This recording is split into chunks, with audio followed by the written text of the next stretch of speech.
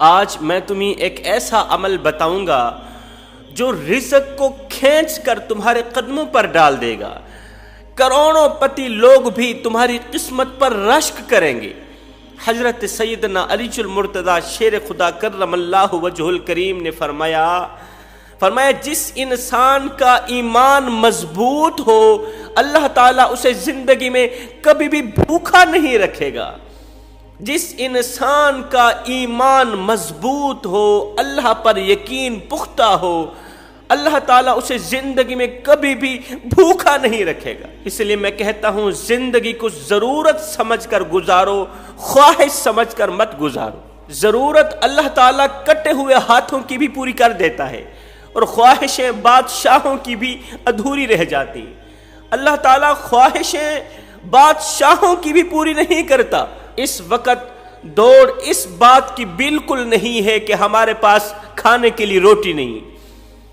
دوڑ اس بات کی بالکل نہیں ہے کہ ہمارے پاس پینے کے لیے صاف پانی نہیں، پہننے کے لیے کپڑے نہیں. دوڑ ہے تو سٹیٹس کی دوڑ ہے.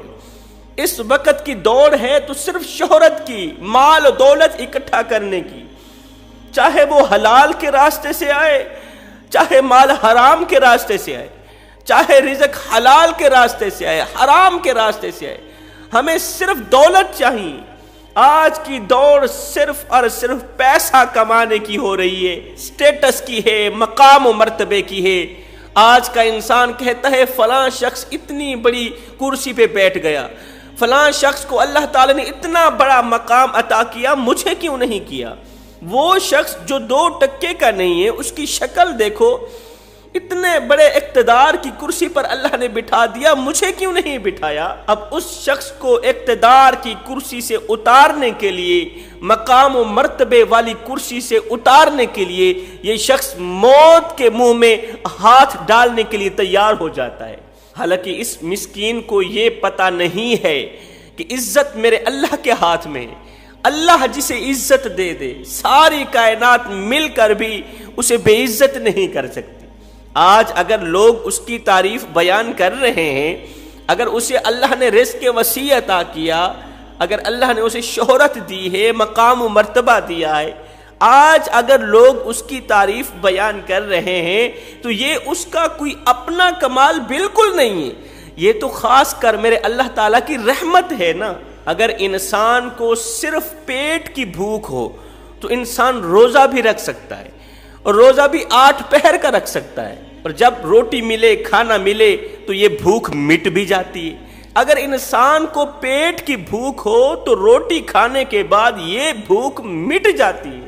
اور اگر انسان کے اندر شہرت کی بھوک آ جائے، اگر انسان کے اندر عزت کی بھوک آ جائے، اگر انسان کے اندر مقام و مرتبے کی بھوک آ جائے، اگر انسان کے اندر دولت کی بھوک آ جائے تو ساری زندگی اپنا ماتھا زمین پر رگڑتا رہے، ساری زندگی ماتھا زمین پر گھسیٹتا رہے، اس کی یہ خواہش پوری نہیں ہوگی. آپ نے دیکھا ہوگا کہ سورج کے آگے جب انسان چلتا ہے تو سایہ بھی پیچھے پیچھے چلتا ہے، اور جب انسان رک جاتا ہے تو سایہ بھی رک جاتا ہے.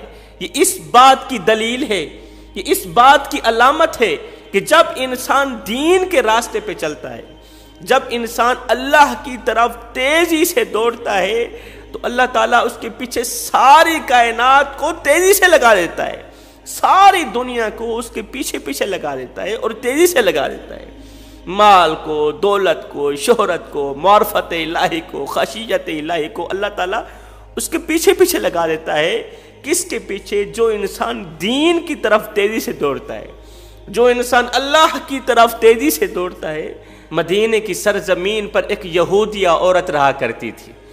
گھر میں 2 جی رہتے ہیں، ایک شوہر، ایک میاں، ایک بیوی، 2 جی رہتے ہیں. گھر کو غربت نے لپیٹا ہوا ہے، پریشانیوں کی گرفت میں آیا ہوا ہے پورا کا پورا گھر. امیری کا جنازہ نکل گیا، غربت عروج پر آ گئی. یہ شخص صبح سویرے نکلتا ہے، محنت مزدوری کرتا ہے، شام کو کھانے کا بندوبست کر کے آتا ہے، خود بھی کھاتا ہے، یہودیہ بیوی کو بھی کھلاتا ہے. وقت گزرتا گیا، یہ عورت حاملہ ہو گئی. جیسے ہی یہ حاملہ ہوئی، شوہر کو بیماریوں نے اپنی لپیٹ میں لے لیا.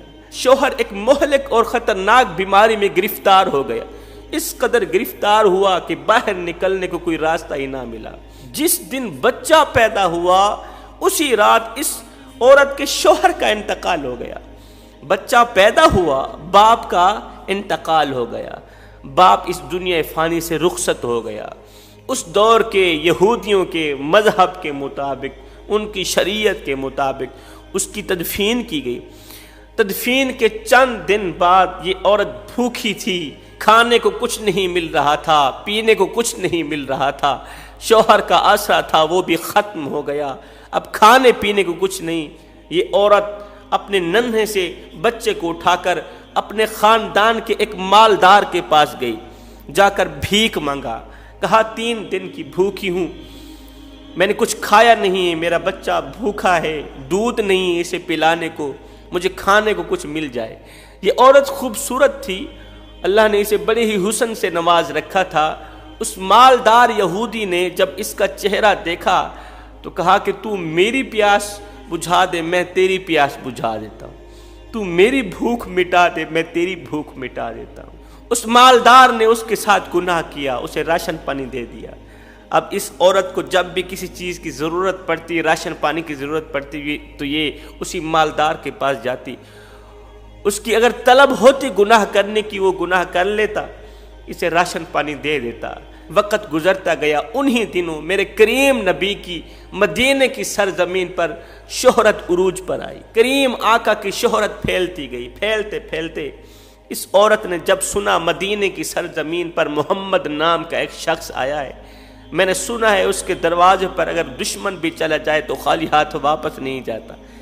کسی عورت نے کہا کہ تو اس مالدار شخص کے پاس جاتی ہے، ایک بار تو محمد نام کے شخص کے پاس بھی جا، دیکھ وہ تیرے ساتھ کیا کرتا ہے۔ اس عورت نے اپنے ننھے سے بچے کو اٹھایا، میرے کریم آقا کی بارگاہ میں حاضر ہوئی، اس حال میں حاضر ہوئی کہ اس کے سر پر سر ڈھانپنے کے لیے دوپٹہ نہیں تھا، رحمت والی چادر اتاری، یہودیہ عورت کا اپنی چادر سے سر ڈھانپا، اس کے سر پر شفقت بھرا ہاتھ رکھتے ہوئے فرمایا کیسے آنا ہوا؟ اس نے کہا میرا شوہر مر گیا ہے، کھانے پینے کو کچھ نہیں ہے، خاندان کے نمبردار کے پاس جاتی ہوں، وہ پہلے گناہ کرتا ہے پھر راشن پانی دیتا ہے۔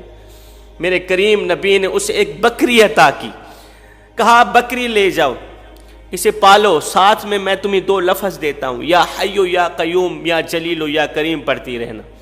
ادھر سے یا حیو یا قیوم پڑھتی جاؤ گی، یا جلیل یا کریم پڑھتی جاؤ گی، ادھر سے اللہ تعالیٰ تیری بکری میں برکت ڈالتا جائے گا۔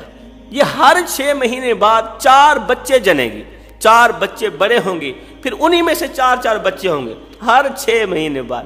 یہ یہودیہ عورت بکری لے کر کریم آقا کی چادر مبارک لے کر اپنے گھر کو چلی گئی۔ پیچھے سے کسی صحابی نے کہا یا رسول اللہ آپ جانتے بھی تھے کہ وہ یہودیہ عورت تھی، بکری دینے کی کیا ضرورت تھی، چادر دینے کی کیا ضرورت تھی؟ میرے نبی نے فرمایا صحابی بیٹی بیٹی ہی ہوتی ہے، وہ چاہے یہودی کی ہو وہ چاہے مسلمان کی ہو، بیٹی بیٹی ہوتی ہے، بیٹی کی عزت کرو، بیٹی کی قدر کرو۔ خیر وہ یہودی عورت گھر کو گئی، یا حیو یا قیوم پڑھتی گئی، اللہ تعالیٰ نے اس کی بکری میں اس قدر برکت ڈالی، بکری کا دودھ بھی بڑھتا گیا، اس کے بچے بھی بڑھتے گئے۔ 1 سال بعد وہ یہودیہ عورت کافی ساری بکریاں لے کر میرے نبی کی خدمت میں حاضر ہوئی، آج گزار ہوئی اے مسلمانوں کی نبی یہ مال آپ کا ہے، محنت میری ہے، یہ مال اس وقت تک میرا نہیں بنے گا جب تک آپ مجھے کلمہ پڑھا کے اپنا نہیں بناؤ گے، یہ مال اس وقت تک میرا نہیں ہو سکتا جب تک آپ مجھے کلمہ پڑھا کے اپنا نہیں بناؤ گے، پہلے آپ مجھے کلمہ پڑھائیں پھر یہ مال میرے اوپر حلال ہوگا، اب تو میں کلمہ پڑھ کے آپ کی غلامی میں آنا چاہتی ہوں۔ میرے کریم نبی نے غیروں کے سروں پر شفقت بھرا ہاتھ رکھا اور ہم نادانوں نے اپنوں کو بھی غیر بنا دیا۔